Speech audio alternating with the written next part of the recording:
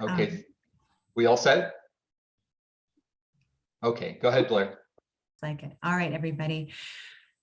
Our prayer will last about 5 minutes. So I'm going to ask you to sit back and get comfortable while I do a little reading.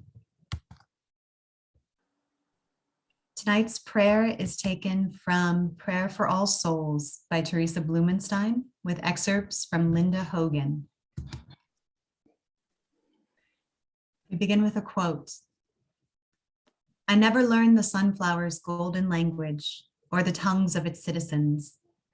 I had a small understanding, nothing more than a shallow observation of the flower, insects, and birds. But they knew what to do, how to live. An old voice from somewhere, gene or cell, told the plant how to evade the pull of gravity and find its way upward, how to open. It was instinct, intuition, necessity. A certain knowing directed the seed-bearing birds on paths to ancestral homelands they had never seen. They believed it. They followed. God of friendship in the darkest of hours, we find ourselves in an era of growing deserts, disappearing islands, and burning forests. We need ears to hear your old voice that guides sunflower seeds out of soil. We need the courage to respond like the migratory birds and butterflies who accept your outlandish invitation to survival at the small price of an ostensibly impossible journey. God of friendship, give us such ears and such courage. Another quote. There are other summons and calls, some even more mysterious than those commandments to birds or those survival journeys of insects. Once a century, all of a certain kind of bamboo flower on the same day. Neither the plant's location nor the age or size make a difference. They flower. Some current of an inner language passes among them through space and separation in ways we cannot explain in our language. They are all somehow one plant, each with a share of communal knowledge. God of many parts and one body, we find ourselves in a state of disunity, disagreement, and divergent ideas about the road out of global crisis. We need hearts that feel and return the tug of good faith and goodwill in everyone we meet, especially those with whom we disagree.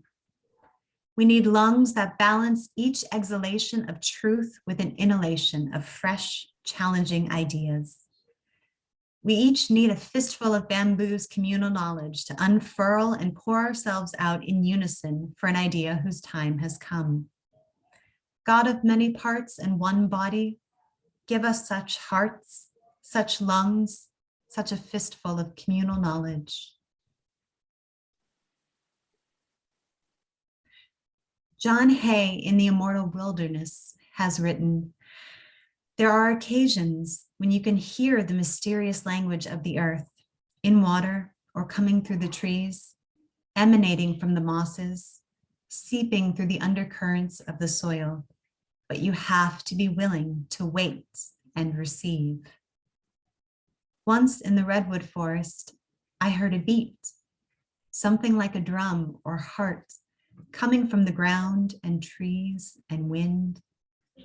That undercurrent stirred a kind of knowing inside of me, a kinship and longing, a dream barely remembered that disappeared back to the body.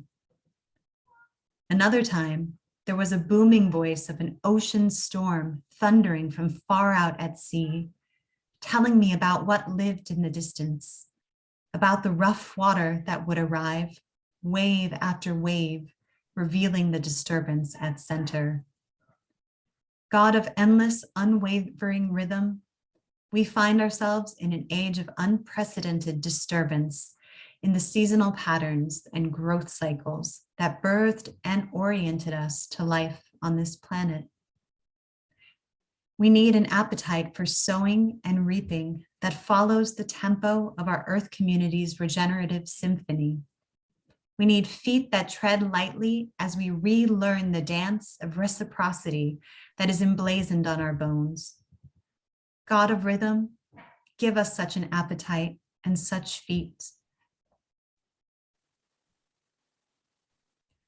God of impenetrable mystery, we find ourselves accompanied by countless colorful faces of Christ and know we are the result of the love of billions upon billions of beings, human and other than human.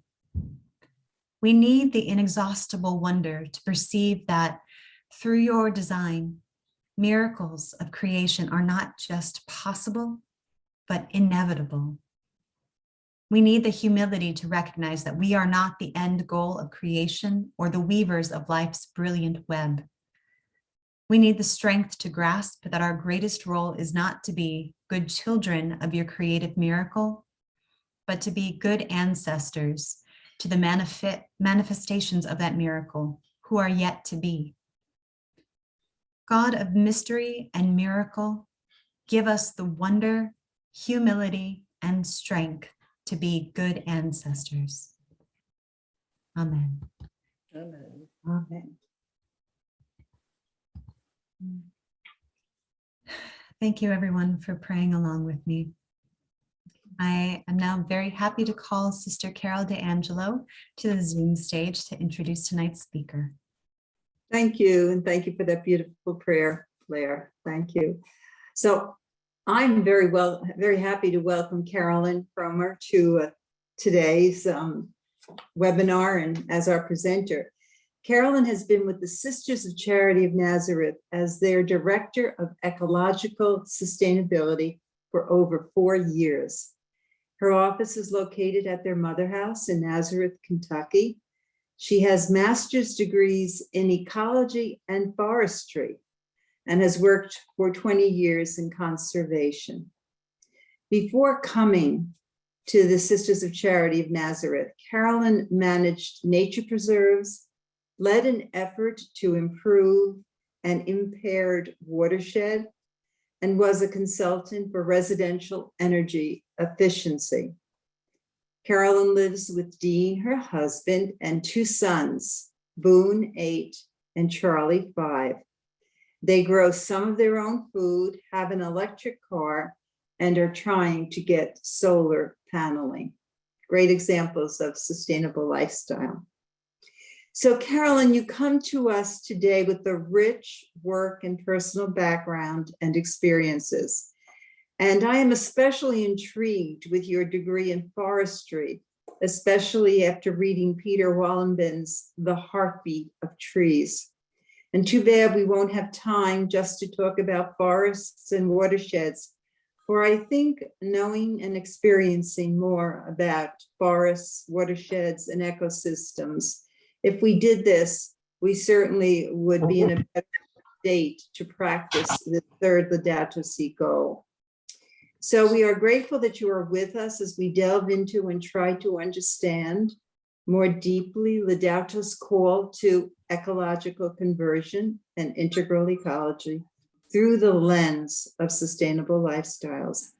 And I look forward to how you will address this goal in a multi-layered way as we explore what can be done at the community and organizational levels, as well as in our own actions, behaviors, and steps that we take personally. So thank you very much for being so generous with your time and your gifts, Carolyn. Thank you. Thank you very much. Can everyone hear me okay? Can someone just give me a thumbs up or something? Okay, great. I am going to share my screen.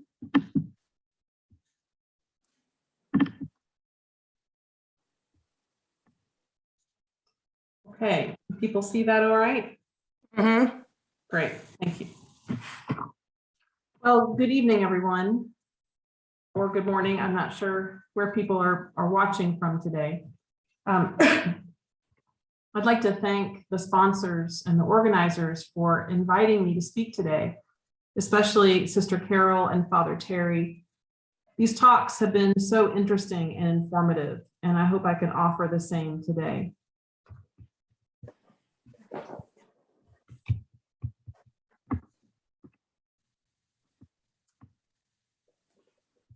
There we go. Maybe.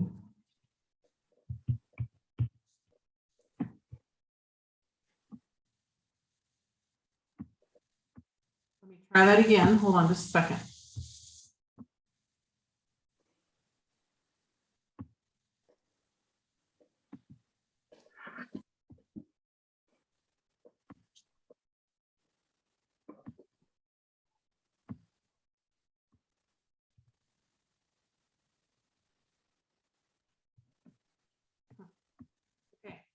Doesn't want me to do it in full screen. So if you all don't mind, I'll leave it here. Maybe I'll try one more time. Oh, there we go. So it's working now. I'd like to start with a land acknowledgement. I'm speaking to you from Louisville, Kentucky. Kentucky is the home of more than 20 indigenous tribes, including the Cherokee, Chickasaw, Shawnee, and Osage peoples. Although the federal government does not officially recognize the existence of Native Americans in Kentucky, I want to honor the land itself, as well as honor and acknowledge the presence and influence of indigenous people of the past and the over 30,000 Native Americans living in Kentucky today. The Sisters of Charity of Nazareth, or SCNs, are an international congregation ministering in 6 different countries: Belize, India, Nepal, Botswana, Kenya, and the US. I'm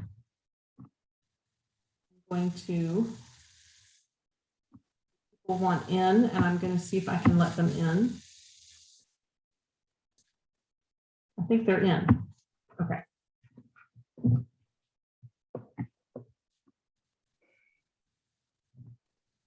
SCN's mission statement includes a commitment to care for Earth. And for many years, they worked on this through different avenues, such as energy efficiency, investment in renewable energy, and advocacy. 4 years ago, they created an Office of Ecological Sustainability, and my position as director, to step up their efforts to care for Earth and to have someone dedicated to it full time. It's been my honor and delight to work with the sisters on this the past few years. One of the questions that I get asked most often is, what can I do as an individual or as a congregation to help the environment? Well, the answer is a lot, but it takes making change in our lives. Changing habits is one of the most difficult things we can do as humans. Just ask any public health professional who's tried to get people to stop smoking, exercise more, or eat healthier.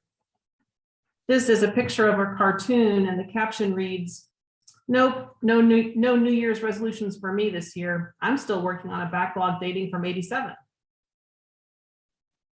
There's a lively debate about how much responsibility individuals or small communities bear in improving environmental conditions. Some point to the statistic that about 100 corporations are responsible for 70% of global greenhouse emissions, or that fossil fuel companies spend billions to shift the focus off of them and onto the actions of individuals. I accept that these facts are true, but the solution is not for individuals or congregations to continue purchasing, traveling, eating, heating, and cooling at the same rate and in the same way. Those 100 fossil fuel companies sell oil, natural gas, and coal. And ultimately, we use those fuels, whether directly through our own transportation, heating, and cooling, or indirectly through our consumer habits. Households are responsible for 72% of global greenhouse gas emissions through consumptive behavior.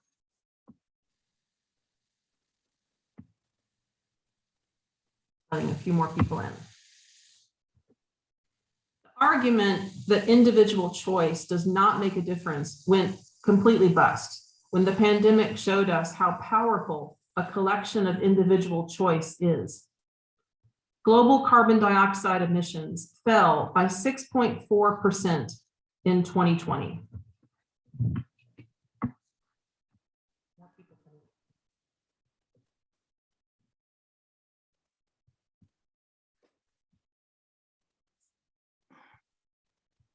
Trying to get my screen to switch. I'll keep going. Aviation emissions alone fell by 48% of 2019 levels in 2020. When people don't fly, planes do not burn fuel. Yes, things do need to change at an industrial and policy level to force the fossil fuel industry and car manufacturers, and really all industries, to make the sustainable options the easiest and most convenient options.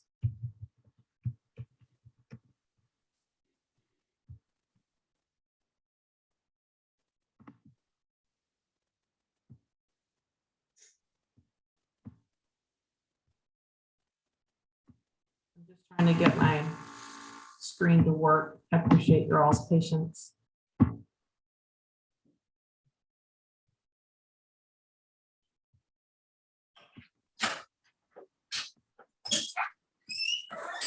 I'm going to leave it here. I think it's overwhelming the system for me to let people in and have it at full screen. So if you guys don't mind, I'll just leave it in this mode. Climate activist Greta Thunberg said, "If solutions within the existing system are so impossible to find, then maybe we should change the system itself." And I really believe that. But consumer choice is extremely powerful, and we can affect a lot of change at the individual, family, or congregational level too. And those consumer choices will influence the change that needs to happen to the whole system. So there are so many environmental issues that are worthy of our attention today. Plastic in the oceans, deforestation, loss of biodiversity, climate change, species extinction, and food waste, to name just a few. Unfortunately, there are many ways that we have abused God's creation. All of these problems are related, but there are a few that I'm going to prioritize because, quite frankly, time is running out. And those are climate change and species extinction. So let's start with climate change. This is a photo of a little girl from an island nation holding a sign that reads, "To the rest of the world, please, could you prepare a place for my country to stay?" I'm not going to spend time convincing you of how bad the situation is with levels of greenhouse gases or CO2 equivalents, nor am I going to spend time talking about the causes. I assume that's something you already know. For this talk, I'm going to talk more about the solutions. As a congregation, the SCNs try to focus on targets that are going to have the greatest effect on reducing planetary warming. In 2017, the congregation set a goal to reduce our greenhouse gas emissions to real zero by 2037 in the United States and Belize, and by 2047 in India, Nepal, Botswana, and Kenya. The goals reflect the recommendations by the IPCC, or the Intergovernmental Panel on Climate Change, which is the United Nations body of experts on climate change.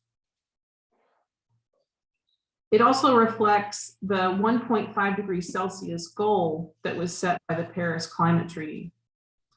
And it comes from our desire to do more than our share in the United States, an acknowledgement of the US's larger than average role in causing this problem. We took the build it and they will come approach of setting the goal before we knew how we were going to achieve it.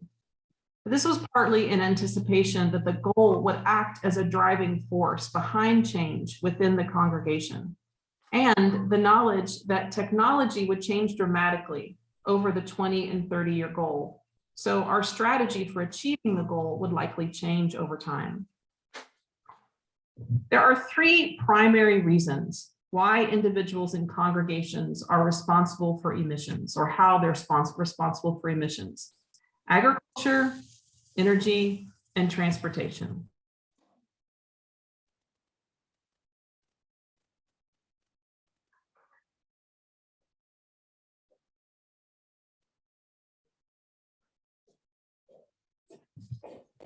According to a study impact on the planet, agriculture is the second largest contributor to greenhouse gases globally, and 3/4 of those emissions come from raising animals for meat, dairy, and eggs. Most of the grain in the US is grown for animal feed. Inspired by a program by Green Faith, our Ecological Sustainability Committee invited the congregation to try a day of meatless eating in March of 2019. Sister Brenda Gonzalez here took pictures of their meatless meals and shared them to help help foster a sense of community in this effort. Our sisters in India and Nepal excelled at meatless eating, as their daily diet consists mostly of vegetables, legumes, and whole grains. Many of our Western sisters embraced it, and it led to having meatless Mondays in our Mother House dining room for over a year. Sisters who lived in a convent in Pittsburgh had one meatless meal a month, and they contributed recipes that they grew up with to share with their chef. Reducing our meat consumption, especially beef, lamb, pork, and dairy, will significantly lower our carbon equivalent emissions. Now, do you have to be a vegetarian or a vegan to make a difference? No. If you cut meat and dairy out of your diet just one day a week, you've eliminated almost 14% of your agricultural emissions, and that's significant. Even if you cut out just one serving of beef a week, you've saved the equivalent emissions of burning a half gallon of gasoline. Multiply that times 52 weeks or more, and you're starting to see some real change. Energy is another area where we have good choices on how to reduce our consumption. Energy production is responsible for about 25% of global energy emissions. The SCNs started with the low-hanging fruit of energy reduction: energy conservation. Energy conservation is the cheapest and most significant way for most of us to reduce our energy consumption. We started by converting all of our light bulbs from fluorescents to LEDs, and this is a picture of an exterior LED light. At Nazareth, at the Mother House campus, we installed a ground supplied heat pump, or geothermal, in one of our hermitages pictured here. And we're looking at the possibility of installing more geothermal. Every time we have to replace a heating or cooling unit, we replace it with something that has a higher energy efficiency. We have programmable thermostats throughout the campus so that buildings that sit empty at night and on weekends are not unnecessarily heated and cooled. And we got an energy management system that centrally controls thermostats in our largest buildings, again, with an eye towards reducing energy use when unoccupied. So that means that there's a central computer or a central person who really controls the thermostats in much of those larger buildings, especially in the public spaces. We replaced electric and gas tank hot water heaters with on-demand hot water heaters at Nazareth, and saw an immediate and significant drop in energy use. In India, some of our buildings use solar-powered hot water heaters, and on the right is a solar-powered food dehydrator. Recently, we had to replace one of our large boilers at Nazareth, and we replaced it with this boiler that is a conglomeration of smaller units that are more energy efficient. In addition, each of these individual units can be turned off now when the need for heat is low. We've also invested in battery-operated lawnmowers and lawn equipment, and they're working well. Our grounds crews like them better because they're quieter and they're cleaner. We replaced the range hood fan in our mother house kitchen, whereas before it was either on or off and ran at the same speed before and during all meals, sucking up not only steam, but also any heating or cooling in the air. Now the fan senses when there is steam and particulate matter above the stove and turns on the appropriate fan speed only when needed. Highest energy efficiency, of course, is when something is turned off. So we installed motion lights in those public rooms that are often empty, such as restrooms. We continue to work on reducing our energy usage, but eventually we're going to need to switch to renewable energy to meet our greenhouse gas emission goal. We've started by installing 60 kilowatts of solar panels on campus at Nazareth and even more on our houses in India. One of our hospitals in India gets about 70% of its electrical supply from rooftop solar. We're talking about other ways we can produce more renewable energy. Our sisters in India have rooms full of batteries where they store their daylight energy. In the US, we're tied to the grid, but advances in battery technology may be one of the changes in technology that will help us reach our goal of emissions reduction. For those congregations or individuals who either do not have an appropriate rooftop or yard, or for whom funding renewable energy is a challenge, there are options. You can check with your local electric company and see if they have any programs to purchase either renewable energy credits or to lease solar panels. Lease solar panels. Renewable energy credits, also called RECs, represent the property rights to the environmental, social, and other non-power benefits of 1,000 kilowatt hours of renewable energy. So, for example, if a renewable energy operator, like this solar farm that is pictured, generates 1,000 kilowatt hours of electricity, they have the option to create a REC to be associated with that energy production. And you can buy that REC. So while you will not directly use the energy that is created, someone gets to use that energy, but you get the credit for the environmental and social benefits of that energy. So another example, my family pays $5 a month to Louisville Gas and Electric, and they use that money to purchase a REC. If my family only uses 1,000 kilowatt hours of electricity that month, even though our electricity was directly produced by coal, somewhere on the grid, we paid for 1,000 kilowatt hours of green energy to be produced, which offsets or helps to offset the dirty energy. This is also certified by a third party called Green E, which verifies that the energy is being created and that I'm the only one getting credit for the energy. Alternately, your utility company might have a program where you can lease a solar panel on one of their solar farms and get credit for the green energy that's produced. And I'm going to admit some people. Now let's take a look at transportation. She's now a sister. Transportation is globally responsible for about 21% of total greenhouse gas emissions.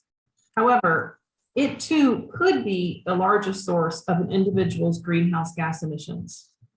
It all depends on how much you fly. For an individual, honestly, it doesn't matter how much meat you give up or how cold your house is in the winter or how much you recycle. When you step on an airplane, air travel pretty much blows up your annual carbon budget. For example, and I will explain this, what we're looking at.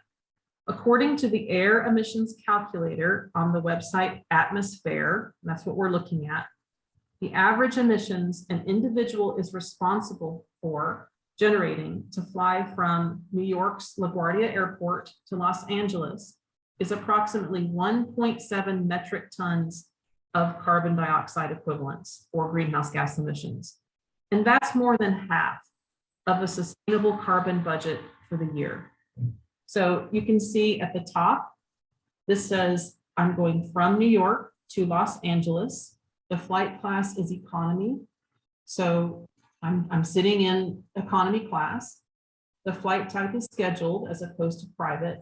And below it lists the different airlines that travel that route. And it shows you the estimated climate impact. And if you look at the red, that's the average, what the average airline is emitting for that flight, which is 1,719 kilograms of CO2. They have an office. She's Terry. She's Terry. Oh, Terry. Same job.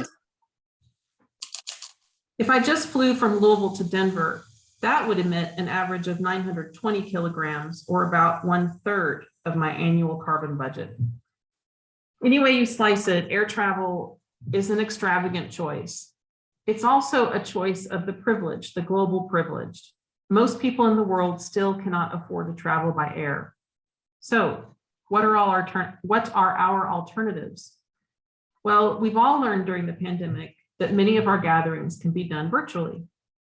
The SCNs have switched one of their 2 annual executive committee meetings to virtual, instead of flying back and forth to India and the US. Similarly, many of our other committee meetings now happen virtually, and I'm sure the same is true of your congregations. This is one way in which technology really is helping us to lower our emissions. But if you have to fly, look for direct flights on airlines that typically fill their flights. And a good resource to compare the emissions of specific flights is the one that I just showed you. This is the Atmosphere Offset Flight Emissions Calculator, and there's the website for it. So air travel is a sticky one. I'm not going to pretend that those of us with relatives far away or who enjoy the experience of visiting another country or culture are happy about the thought of curtailing our ability to fly. For many of us, it's rather heartbreaking. But these are my children, Boone and Charlie. When I think of flying from the perspective of using the carbon budgets of their futures, it really puts it in a new light for me, and it makes the decision a lot easier. In 2020, the SCN's executive committee asked me to calculate the number of flights the 10 sisters in our executive committee flew in 2019 and the carbon cost of those flights. The number was larger than they had anticipated, but we are an international congregation, and in some cases, leadership would have had to have spent 3 days on a train and need 1 day to recover just to go the distance it would take to fly in 4 hours. Our executive committee responded to the report by looking for additional opportunities to meet virtually, and they budgeted funds to offset their air travel emissions. Some of those funds went to pay for a new solar panel array on our convent in Bangalore, India. Moving off of air travel, when Priuses first came out, SCN started investing in them. As of 2017, 14% of the number of SCN cars in the US were hybrid. After we set our 0 greenhouse emission goal, we started looking at electric vehicles, or EVs, and plug-in hybrid vehicles.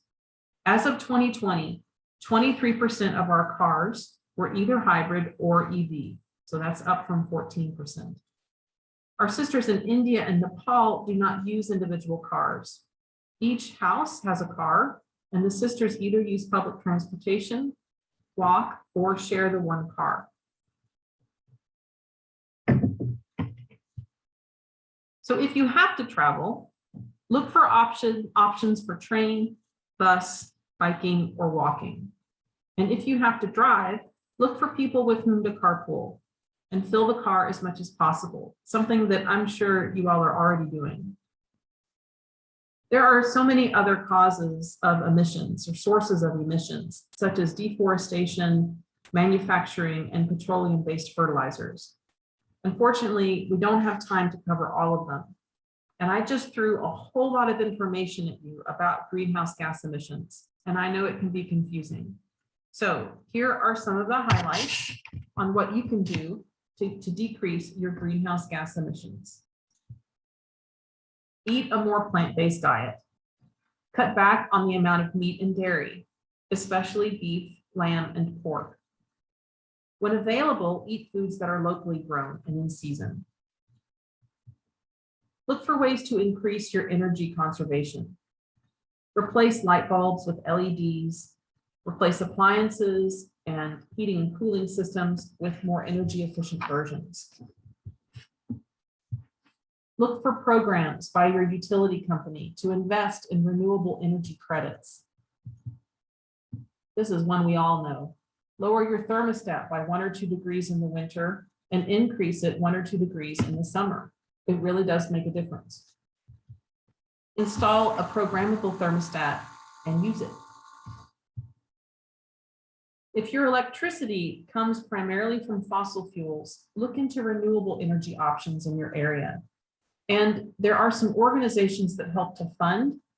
If you want to purchase solar, these help to fund. And these organizations, just 3 of them that I'm mentioning, are Catholic Energies, Revolve, and Collective Sun.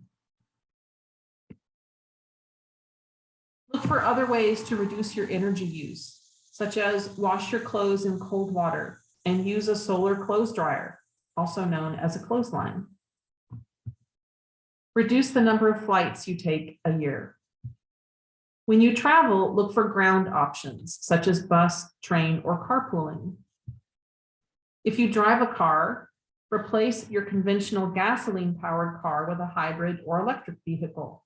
And there's some really wonderful deals on cars on electric vehicles in the used car market. Right now, you can get a really good deal. And keep doing what you all are already so good at, which is living simply. Buy everything that you can secondhand. There's so many great tools to be able to do this now, such as Facebook Marketplace and Craigslist. It really is easier than ever. Now, I realize that some of you may live in a communal living situation, and you may not have control over your thermostat settings or at what temperature your clothes are washed. But perhaps you could take some of these ideas to your congregation and see what changes might be able to be implemented. So take a deep breath. That was climate change. And the second environmental crisis I want to talk about today is species extinction. We're currently living in what geologists term the Anthropocene era, which is the geologic age in which human activity has been the dominant influence on the environment, the climate, and all living things. Unfortunately, human influence has been fairly destructive to the rest of our Earth family. The other species on Earth are in the midst of a mass extinction, only the 6th one since life on our planet began. The last mass extinction was 60 million years ago with the loss of the dinosaurs. Since then, the status quo was that we saw about 1 to 5 species a year go extinct. Now it's estimated that 1,000 to 10,000 species are going extinct annually. And here's a picture of one that was just declared extinct. Sadly, this is the ivory-billed woodpecker in North America. What are we doing that's having this kind of influence? Is it really us? Well, the answer is yes, it is us. And let's look at what we're doing and how we can change it. And I'm going to admit some people before I go on.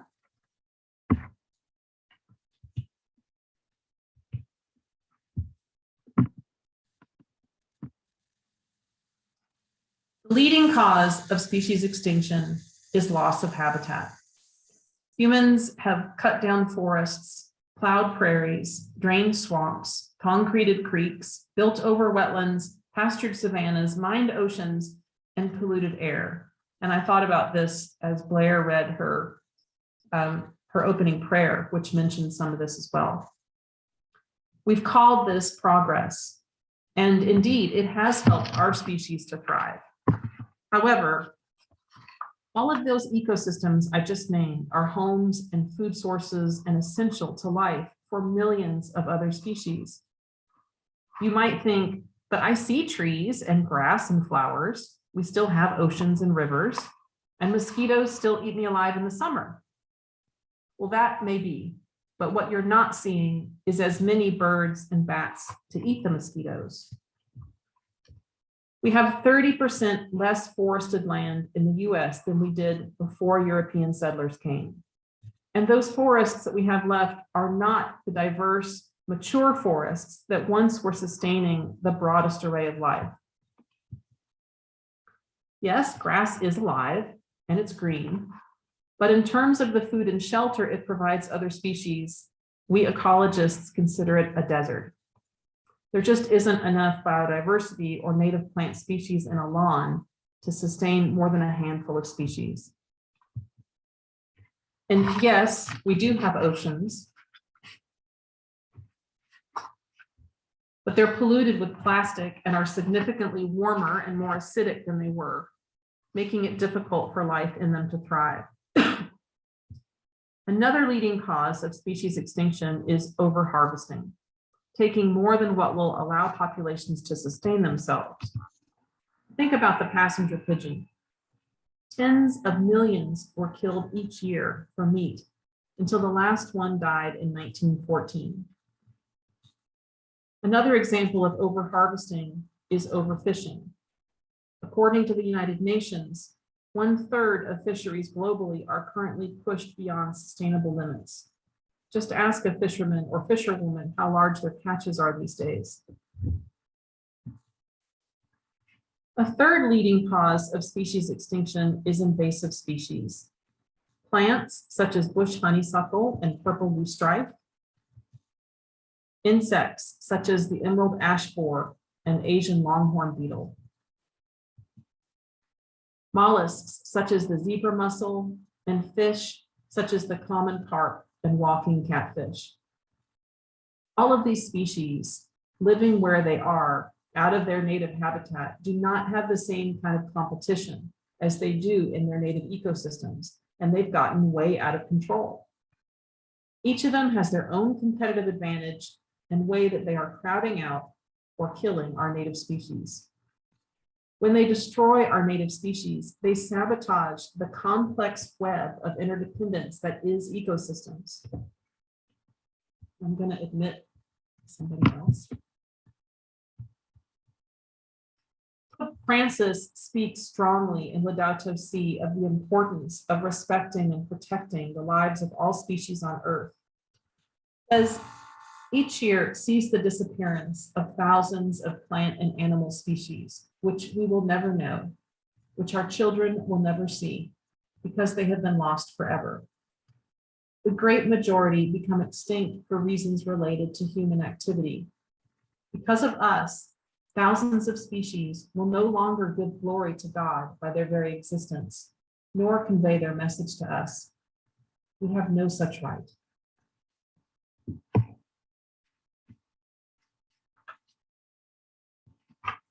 So what can we do?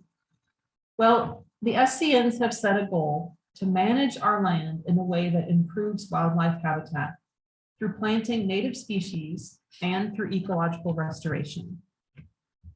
The congregation plants tens of native tree species each year, and we share trees with teachers and students in our schools in India. We plant native species because they're helping to restore ecosystem balance. An oak tree in Kentucky supports 475 species of caterpillars, a basis of the food web, as opposed to a ginkgo tree, which supports 5. It's my opinion as an ecologist that we can no longer afford to plant non-native species. And I know that's a very radical statement, but truly that's where we are. At Nazareth and at our convent in Pittsburgh, we've reduced our mowing and are taking a fresh look at where we can allow lawns to grow back into forests. This is an example. This is one of the lakes at the on the Nazareth campus, and we used to mow down to the water, as you see here. but we have stopped mowing to the water. We planted this with trees and bushes, and we're trying to restore the vegetative buffer around the lake. 2 years ago, we converted 27 acres of corn and soybean fields to native grasses and wildflowers through the EQIP Farm Bill Conservation Program. Try to use native plants in the landscaping around our buildings, although to be honest, some native plants do not behave in a way that is expected of landscaping plants. Part of this work is rechanging our aesthetic. To go from expecting a perfectly manicured lawn and landscaping beds that are beautiful but devoid of habitat to a looser, more natural look that supports thousands of species. It's a real change. That's that habit change I mentioned at the beginning. Last year, we conducted biological surveys at Nazareth as part of a process to discern what the future of Nazareth's land and buildings will be. Through these surveys, we learned what other species also call Nazareth home. Some of them are in real trouble, such as the federally threatened gray bat. Others are now uncommon, such as the Jefferson salamander that lives in our woods because our woods have woodland ponds that have not been drained, and the salamander needs those for reproduction, but then they also need dry forest to live as an adult. By knowing who these other creatures are, and by accepting that Nazareth has not just been the SCN's home for 200 years, it's been the home for so many other species. We have a newfound impetus to protect and care for that habitat. Well, this is a small window into how the SCNs are living their daily lives, trying to reduce greenhouse gas emissions and make more room for other species to live and thrive.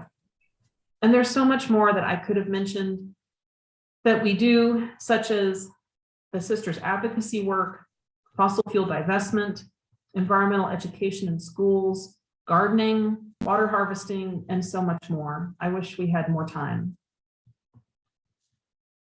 If you'd like a list of these and other ideas, we created a how-to guide for individuals trying to live more sustainably. It's called Care for Our Common Home, and the website to reach it is at the bottom. On a personal note, I too grapple with making the thousands of choices each day that will have effects on the environment. I commute 70 miles, 3 days a week to work to support my family, but it's not at all friendly to the environment. We have an electric car for my commute, which helps, but ideally I'd like to be car-free and rely on walking, bicycling, and public transportation. I live in a home I share with 3 other people, but I would like to live in an intentional community or co-op housing community where my family would share even more resources and community with others. This is something that men and women religious do really well.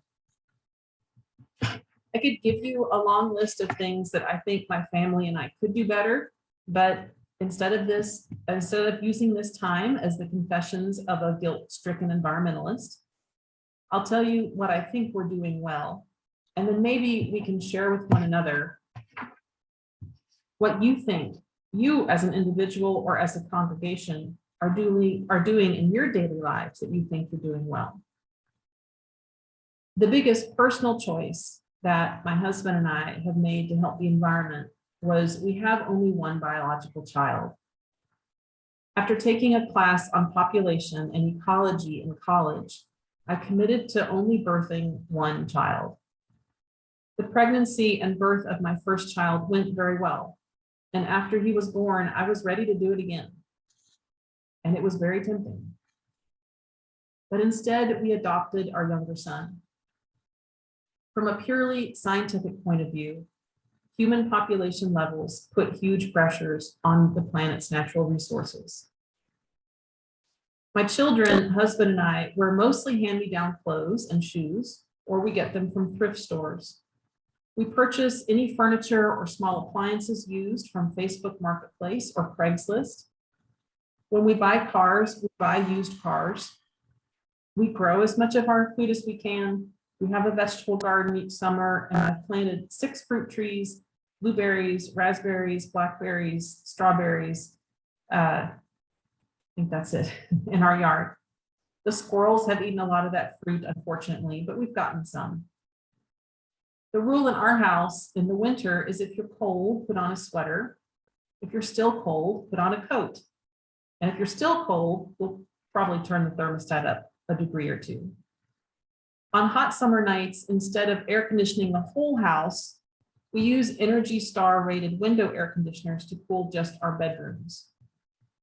I admit to being obsessive about opening blinds during winter days to take advantage of the sun's radiant energy and closing the blinds during summer days. And we have solar panels. I don't really have the answer of how much each of us should be doing to help the planet. I would like to say, do as much as you can, that small steps are as good as large ones. But the truth is, we all need to be doing more. I do think that being aware of these issues and making conscious choices about everything we do is a really good start. And that maintaining hope and supporting one another's efforts are essential for us to move in a better direction. Thank you.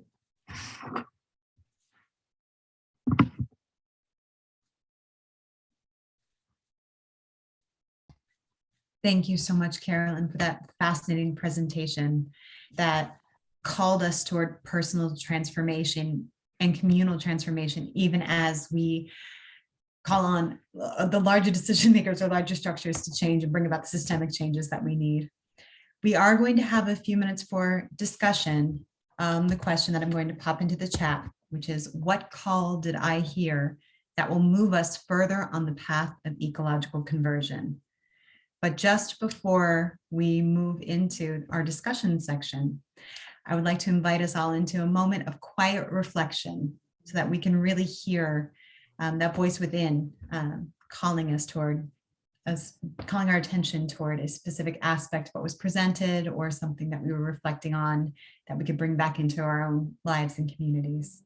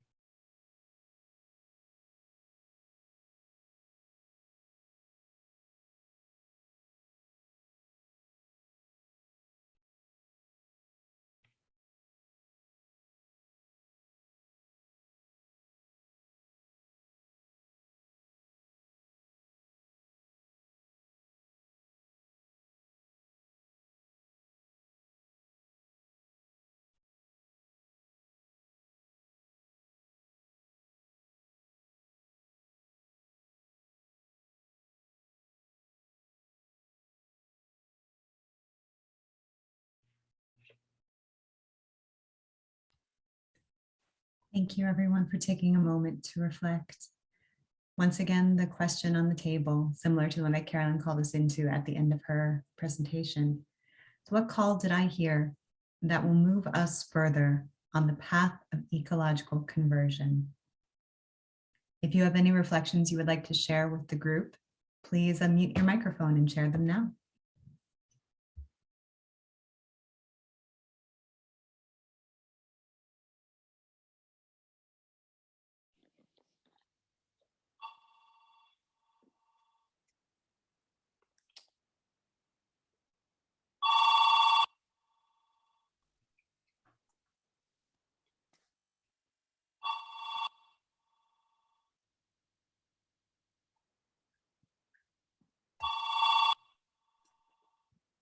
Do we raise our hand? You can go ahead and jump in, Mary. Go Okay. ahead. Well, let me just, I don't need, let me just flip off this. All I could think about in the end, which is not anything earth shattering, but I think I'm moved to, well, the first thing I want to say is I felt like you were my mother speaking. I grew up, it was just an maybe it was more economic, but we did not have heat at night. We never had air conditioning. And as a result, even though there is an air conditioner unit in where I live, I hardly, if I put it on once, it's got to be absolutely horrible. And my point is, I've survived for 82 years and I'm rather healthy, but put on a jacket, put on a sweater, you know, blah, blah, blah. It could be, if we did all of these things, they could become the norm, a regular practice. I think one of the struggles is that we are so used to having a car handy and, you know, running to the store for milk, bread, whatever, when I'm challenged to say, put a list and stick to the list and go once to the store and take all these different little steps, you know, that would help instead of using, you know, the car and the energy. And it becomes a practice, even shutting the lights for when you leave the kitchen to go to the dining room or something like that. You know, there's a lot of little things to go to the greater big things. But thank you for your presentation. I thought it was a great presentation. You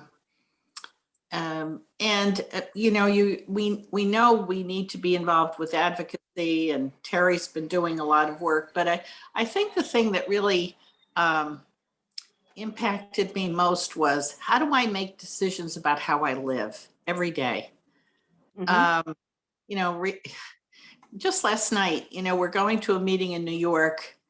We were going to go together, and then we thought, well, maybe we should go with the people who live a mile away. That eliminates one car. I wasn't thinking about ecology at the time, but that was, you know, how do I discipline myself to think I don't need meat every night? How do, you know, that I need to be intentional about this every day. And I think you really helped me to think about that. Thank you.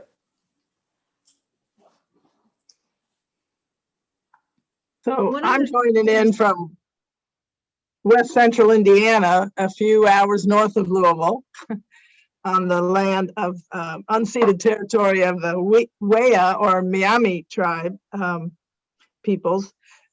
What you've really inspired me, Carolyn, to do is advocate, I think, more firmly within my own congregation. I live at our mother house or across the street from it, about the landscaping and the natives. We do a fair job, I think, of native species, yet we still, you know, have way too much manicured lawn. We do a whole lot of stuff to our environment that we really don't need to be doing. So I think that was really helpful for me in the big picture, and then for me personally around kind of that. I do a lot of that, you know, use secondhand, and yet the renewable energy credits, that was a fascinating concept that I did not know about, and reduce trips in the car. And, you know, we do have some hybrid vehicles, but we need to do better about for one thing, using less cars, period, and learning how to share cars. So those are the kind of my take homes. So thank you. I appreciate your time with us. One of the things that I realized, I have a house down the Jersey Shore, and they don't have grass. They have stone around everything. And I mean, I have solar panels and everything down there. I have the water heat, you know, that just comes up when I need it. I don't have a boiler down there. But for many years, in fact, even now, most of the people have a service come around, and twice a season, they spray their whole property with weed killer. And we're right on the bay. We're right on the bay. So when it rains, everything washes down the drain right into the bay.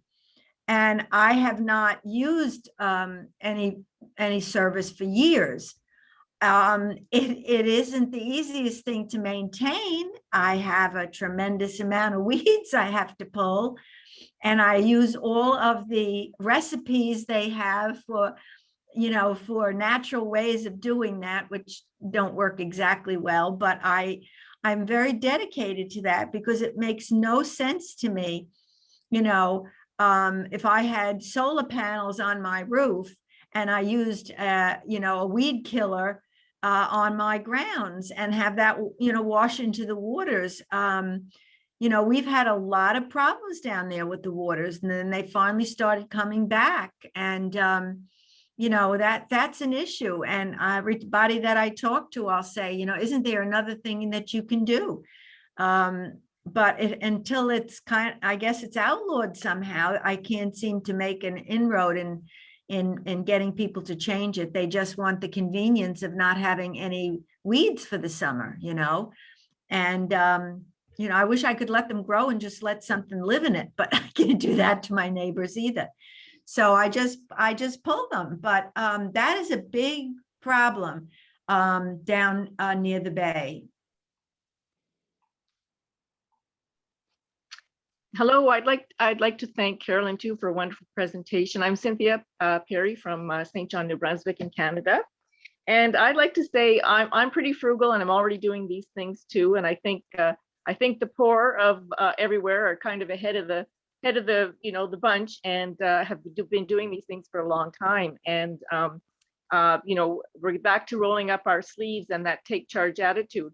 But I really like this presentation with the thoroughness of what everyone's doing, the congregations, because I'd like to actually take this presentation and give it to the Catholic Women's League, the Knights of Columbus in my area, who are already doing things like buildings, and they can incorporate some of these new ideas into what they might consider. And we'll really appreciate all your stats and everything. And I also would like to say that, it's probably going to be a matter of, like with smoking, a consciousness raising that just has to kind of take hold one person at a time until people are, maybe uncomfortable of living too comfortably the way that people might be uncomfortable at a bus shelter when somebody's smoking and you can't handle it and your lungs are hurting. And so you really have to kind of ask them to maybe refrain a little bit because it's really affecting you that much. So I think once we all kind of see very clearly our animals perishing and what it's doing for our breathing and all of that stuff, and seeing other people doing it and electric cars maybe taking over, might be a little slower move here in Canada for that, but I think just one by one, and I'm very impressed with this, and so much so to take it forward, and hopefully those people will touch other people too. And I think when very serious people like the religious groups do things like this, it's very much appreciated and respected, and certainly has a better chance of catching on. So I thank you. You're welcome. And if I might comment briefly, it is going to take individuals one by one, but as we're already seeing more and more, it will come to our front doorstep. Mm-hmm. The natural disasters, the rise in temperatures or the temperature extremes, the flooding. Just today, when I was listening to the radio, I heard a story about flood insurance has just, they readjusted how they measure that, and it's just gone sky high. And I'm actually surprised the insurance industry has not been more out front with these issues, because they're just going to get slammed. Mm-hmm. And they will just start not insuring properties and homes, and it just will be too risky. So yeah, it will be a meeting, I think. But unfortunately, the effects are really going to hit us head on. Mm-hmm. Yes. I think we have to treat it like during the war years, when you realize you're in a world global crisis, and we really have to take it seriously. There's no sitting on the fence.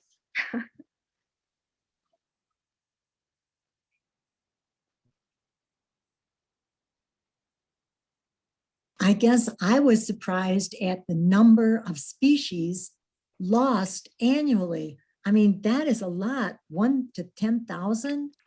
And it used to only be 4 per year. And I think that was the statistic that Carolyn gave. And then to go back, that the 60 million years ago was the last time we saw the extinction, when it was the dinosaurs. Now we are talking about a great disaster, and our lawns could be helpful to at least, let's say, at least to get a, I mean, how many religious communities there are, and if we each ended up having something in different parts of the country, 100, 200, 1,000, I mean, we could at least get it down 1,000 or more. So that just seems to me to be something that would just be common sense. Thank you for the presentation, Carol. You're welcome. And it's really sad, the statistics on animal populations across kingdoms. Insect populations globally are down 40%. Bird populations globally are down about 40%, some much more in some areas. It's just really sad to see what's happening.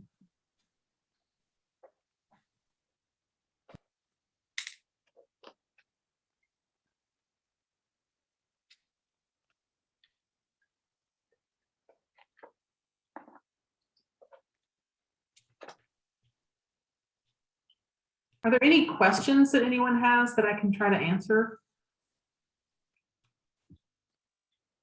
I have a question. I'm thinking, like, for your facilities people, then the conversion to battery operated mowing equipment or other, trimmers and whatever else.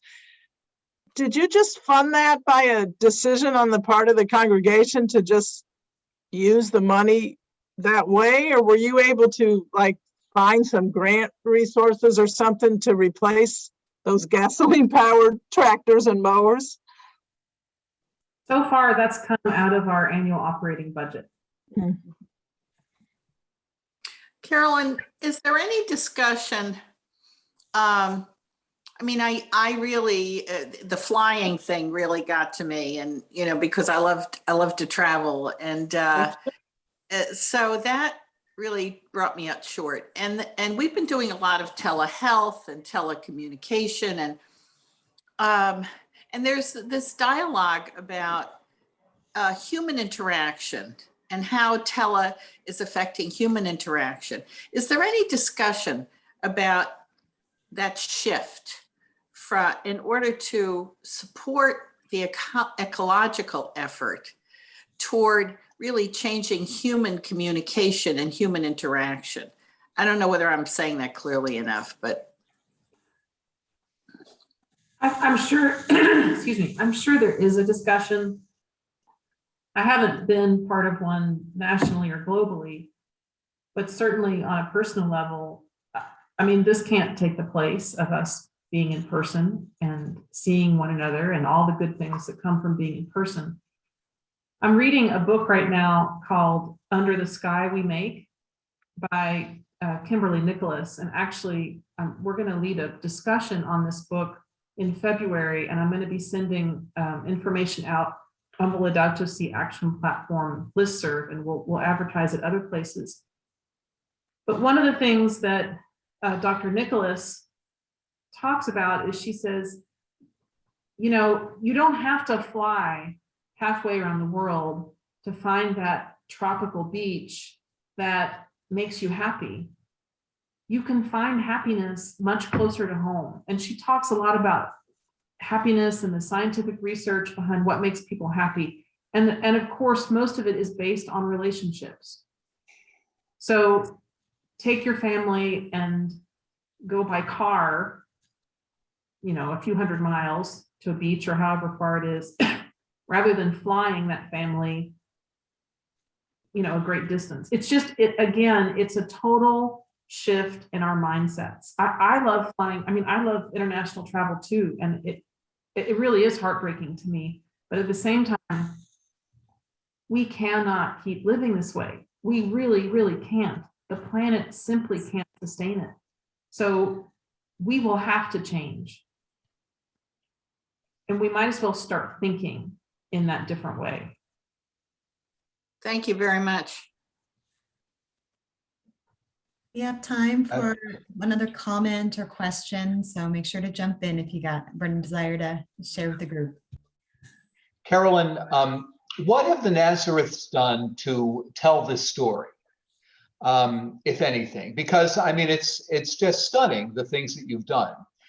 And you know, religious life has to be in the forefront, and is in many ways in this change of culture and this change of a lifestyle. And I mean, it's also wonderful publicity for religious life. So have you been able to tell this story in the secular media? And what kind of feedback have you got? That's a great question. We have in small ways. We have a wonderful communications team, and they have, you know, I work with them to send out press releases about different things. It's been rather disjointed. It hasn't really been a story of the whole effort. That's a good question, and that's something for us to think about.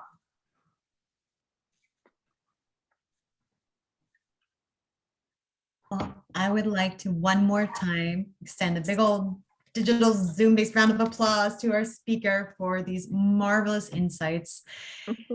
Thank you for inspiring our own reflections on what we can bring into our lives and communities, and congratulations to your community for all of the measures that they have already taken to reduce the impact. It's really impressive to see what a faith community can do when they act collectively. So thank you so much. And before we all jump off the Zoom call tonight, I know that Father Moran has a few more announcements. Sorry, I just had an other than human jump on my lap. And I'm going to pass over the floor. Oh, my baby, look at that baby. We're about halfway through this series, and we are over halfway. And one of the wonderful advantages of Zoom is, if I ran this series in person, there'd be 15 people. And we have, on each session, we've had from 70 to 100 from all over the place. So that's been a blessing in disguise of the pandemic. But I just like to hear a little feedback about how is this, any suggestions about improvement of this series? Any feedback on how this has been received in your communities? Is there anything we can do better in the 3 sessions that remain? So if you have any practical feedback along that line, unmute yourself and share it with us now.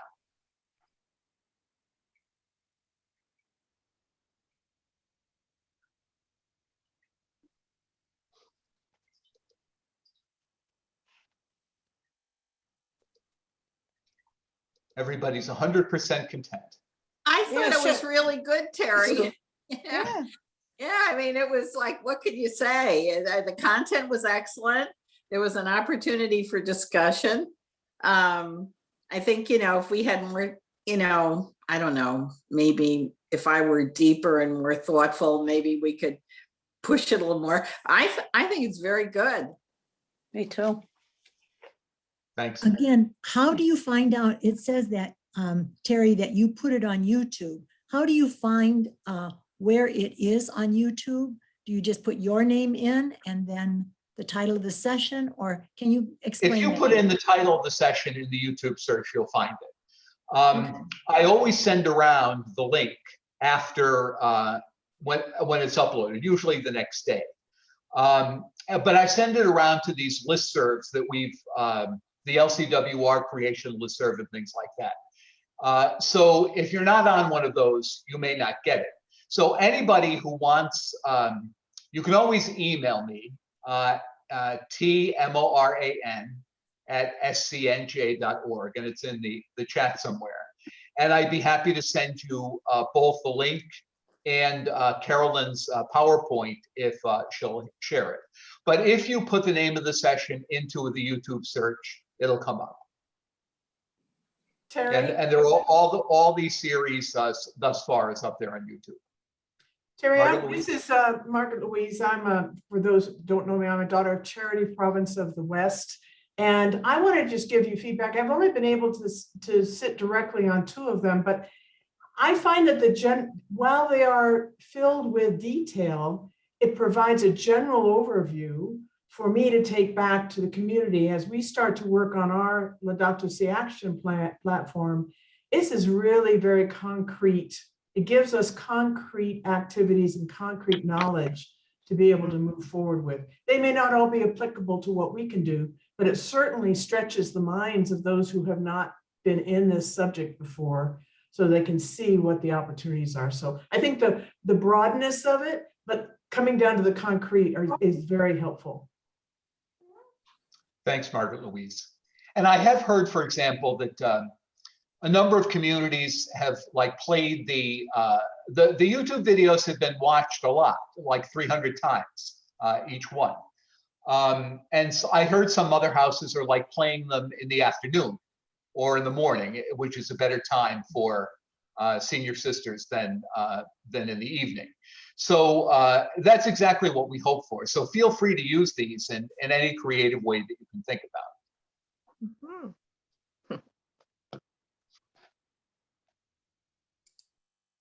Any other comment or suggestion?